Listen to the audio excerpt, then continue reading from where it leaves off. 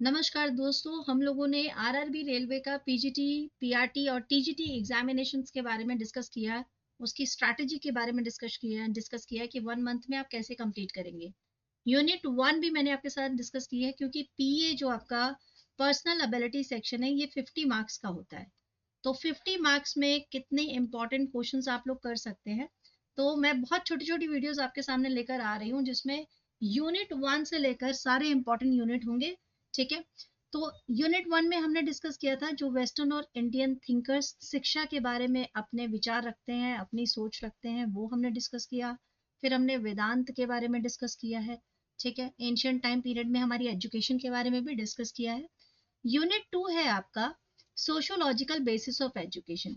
तो यदि आप तैयारी कर रहे हैं आरआरबी रेलवेज के अंतर्गत पीजीटी, टीजीटी, ठीक है, और आपका पीआरटी, यदि आप तैयारी कर रहे हैं इनमें से किसी जॉब के लिए, तो ये क्लास आपके लिए है और बहुत इंपॉर्टेंट है। Sociological basis of education.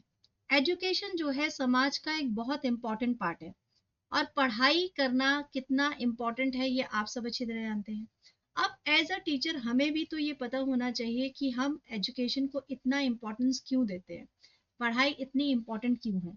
क्योंकि एजुकेशन एक इसेंशियल पार्ट है हमारे समाज का, जो हमें मदद करता है हर एक इंसान की कीमत को समझना, हमारी परंपराओं के बारे में समझना, सोसाइटी क्यों ज़रूरी है, सोसाइटी में रूल्स रेगुलेशंस क्यों ज़रूरी है, ये सब हमें हमारी एजुकेशन सिखाती है।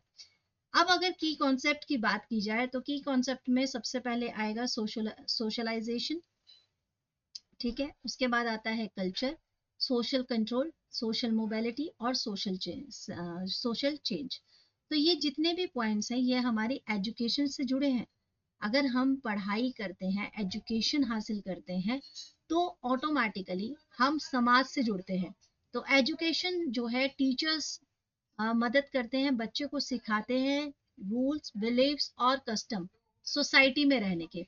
कल्चर जो है, एजुकेशन हेल्प करता है प्रिजर्विंग एंड प्रमोटिंग कल्चर। ठीक है। सोशल कंट्रोल में आपको सीखते हैं कि एजुकेशन हमें सिखाएगी डिसिप्लिन में कैसे रहा जा सकता है, सोसाइटी ऑर्डर्स में कैसे रहा जाएगा। और सोशल मोबिलिटी जो है, वहां पर एजुकेशन प्रोवाइड करती है हर एक इंसान को बेटर अपॉर्चुनिटी। आप पढ़े लिखे हैं तो आपके पास और अच्छी जॉब्स के पाने के अवसर हैं। यदि आप एजुकेट नहीं है तो आपके पास वही सारे अवसर हैं जो कि अनएजुकेटेड पर्सन काम कर सकते हैं। तो आपके पास हायर स्टैंडर्ड ऑफ लिविंग पाने का तरीका क्या है? एक अच्छी और बेहतर एजुकेशन।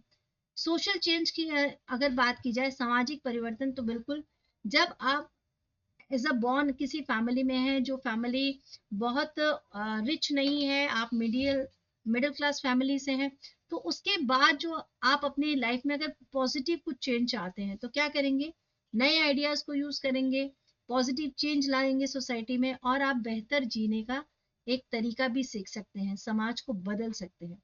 ये की कॉन्सेप्ट्स हैं जो आपके एजुकेशन में इंपॉर्टेंट है और आपके क्वेश्चंस में भी इंपॉर्टेंट है। कुछ थ्योरीज आपके एग्जाम में आती हैं, जैसे फंक्शनलिस्ट थ्योरी क्या होती है? ठीक है। फंक्शनलिस्ट थ्योरी का मतलब हुआ कार्य क्षमतावाद सिद्धांत। एजुकेशन सोशल स्टेबिलिटी को मेंटेन करता है। ठीक है। थ्योरीज यानी प्रमुख सिद्धांत में फंक्शनलिस्ट थ्योरी का मतलब होता है एजुकेशन कार्य क्षमतावाद सिद्धांत बनाती है, यानी प्रिपेयर करती है हर एक इंसान को सोसाइटी में अपनी तरफ से एक रोल निभाने के लिए, कोई कार्य करने के लिए, हमारी कार्य क्षमता को और बढ़ाती है। हमें डिसिप्लिन सिखाते हैं, वैल्यूज करवाते हैं, ताकि हमें ऐसा स्किल आ सके कि हम समाज के लिए कुछ कर सके, अपनी बेहतरी के लिए कुछ कर सके। कॉन्फ्लिक्ट थ्योरी यानी संघर्ष सिद्धांत। एजुकेशन रिफ्लेक्ट करता है सोशल इनइक्वालिटी को और बेनिफिट देता है डोमिनेंट क्लास को। यानी कि हम कहीं पर ये भी देख रहे हैं, जैसे कुछ थिंकर्स हैं हमारे, कार्ल मार्क्स हैं या पेरी बॉर्डियो है। अच्छा, ये इंपॉर्टेंट है, ये जो थ्योरिस्ट है ना, जो थिंकर्स हैं हमारे, इन पर ही क्वेश्चन बनते हैं। जैसे फंक्शनलिस्ट थ्योरी किसने दी? एमिली ड्यूकम ने और तालकोद पार्सन्स ने। और कॉन्फ्लिक्ट यानी संघर्ष सिद्धांत की एजुकेशन की वजह से रिच और पुअर में गैप आ गया है, ये सिद्धांत दिया है कार्ल मार्क्स ने और पियरी बॉर्डियो ने। संघर्ष सिद्धांत, एकदम याद रखिएगा, कई बार रिपीट हुआ ये क्वेश्चन। अगला सिद्धांत है सिंबॉलिक इंटरेक्शनिज्म, यानी प्रतीकात्मक अंतःक्रिया सिद्धांत, जहां पर क्लासरूम जो है फोकस करते हैं कि किस तरह से स्टूडेंट्स जो है वो टीचर्स और पीयर्स की कॉपी कर सकते हैं।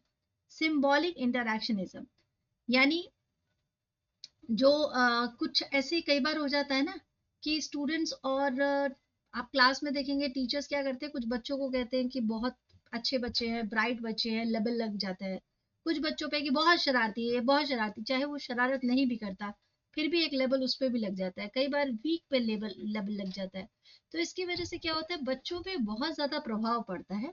ठीक है, वो अपने मतलब सेल्फ परसेप्शन करने लगते हैं, और कई बार ऐसा होता है जो ब्राइट एक लेवल लग जाता है तो वो हमेशा आगे बढ़ने के लिए रेस में लगे रहते हैं।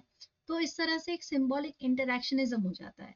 इसके थ्योरी के देने वाले या फिर थिंकर्स जो हैं वो हैं जॉर्ज हर्बर्ट मिंट और हॉवर्ड बेकर, जो इस थ्योरी पे विश्वास करते हैं, जिन्होंने ये थ्योरी प्रपाउंड की है। ठीक है, लिबरल थ्योरी यानी उदारवादी सिद्धांत एजुकेशन का, कि एजुकेशन जो है हर एक को स्वतंत्रता देती है, आपको क्रिटिकल थिंकिंग देती है, आप सही गलत के बारे में सोच सकते हो, आपकी डेमोक्रेटिक वैल्यू के बारे में सोच सकते हो। और लिबरल थ्योरी देने वाले थे जॉन ड्यूई। उन्होंने कहा कि हम पर्सनली और समाज में अपना डेवलपमेंट तभी कर सकते हैं यदि हम एजुकेट होते हैं। ह्यूमन कैपिटल थ्योरी किसने दी है? ह्यूमन कैपिटल थ्योरी दी है थियोडर स्कुल्स ने या फिर गैरी बेकर, आप इन दोनों के नाम को ले सकते हैं। इनके हिसाब से एजुकेशन जो है हमें ज्यादा ज्ञान देता है, हमें ज्यादा सीखने में मदद करता है, जिससे हम इकोनॉमिकली आगे बढ़ सकते हैं, रिच बन सकते हैं। हम एजुकेशन को एक तरह से इन्वेस्टमेंट के तौर पे हमें देखना चाहिए, ताकि ज्यादा प्रोडक्टिविटी के लिए हम एजुकेशन के ऊपर डिपेंड करेंगे। तो ये आपकी थ्योरी और ये आपके सिद्धांत जो आपके यूनिट 2 से क्वेश्चंस में आते हैं। अब चलिए कुछ इसके क्वेश्चंस भी डिस्कस कर लेते हैं। ये कुछ इंपॉर्टेंट एमसीक्यूज है जो इसी थ्योरी से रिलेटेड है, जो भी हमने डिस्कस किया है।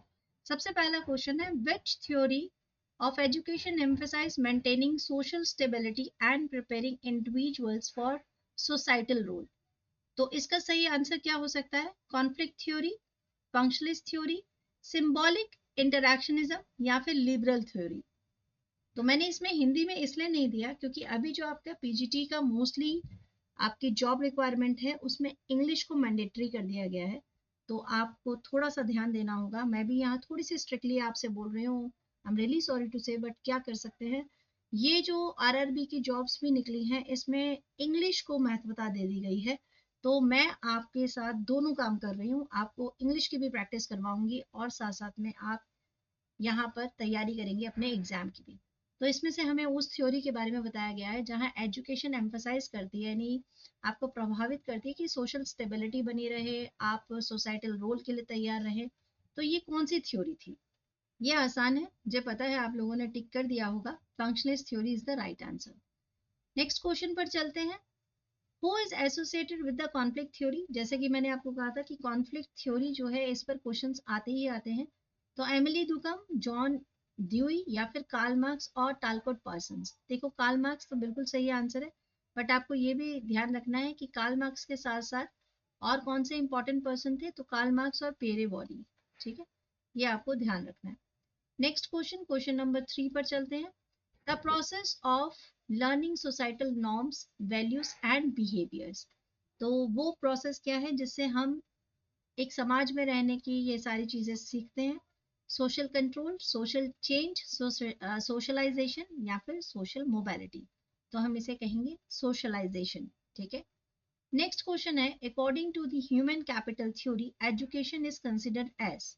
ह्यूमन कैपिटल थ्योरी के हिसाब से एजुकेशन से क्या मतलब है, एजुकेशन हमारी क्या हेल्प करता है?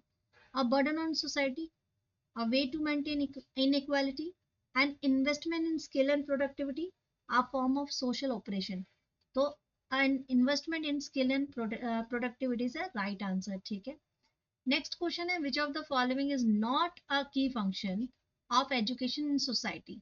Preserving culture, promoting discrimination, ensuring social mobility या maintaining social control। इनमें से कौन सा एजुकेशन का फंक्शन नहीं है? ये हमारे कल्चर को प्रिजर्व करता है, हमें मतलब सेव करता है, बिल्कुल। ये डिस्क्रिमिनेशन को प्रमोट करता है, ये भेदभाव को बढ़ाता है, तो ये बिल्कुल नहीं करता है, तो यही आपका आंसर हो जाएगा। नेक्स्ट क्वेश्चन पर चलते हैं। Which thinker is associated with the concept of symbolic interactionism in education? तो सिंबॉलिक इंटरैक्शनिज्म की जो थ्योरी दी है वो किसने दी है?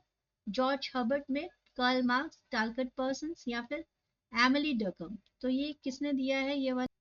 इसका राइट आंसर है आपका जॉर्ज हर्बर्ट मिड। ठीक है, नेक्स्ट क्वेश्चन पर चलते हैं। नेक्स्ट क्वेश्चन है the role of education in reducing discrimination and promoting equal opportunity relate to social change, social control, equality and justice और सोशलाइजेशन। यानी एजुकेशन का रोल क्या है? क्या वो भेदभाव को कम करके इक्वल अपॉर्चुनिटी को बढ़ावा देता है? तो यदि ऐसा है तो वो किससे जुड़ा है? क्या वो एक सोशल चेंज है? क्या वो सोशल कंट्रोल है? क्या इसे हम सोशलाइजेशन कहें, या ये इक्वालिटी एंड जस्टिस है? तो राइट आंसर क्या होगा?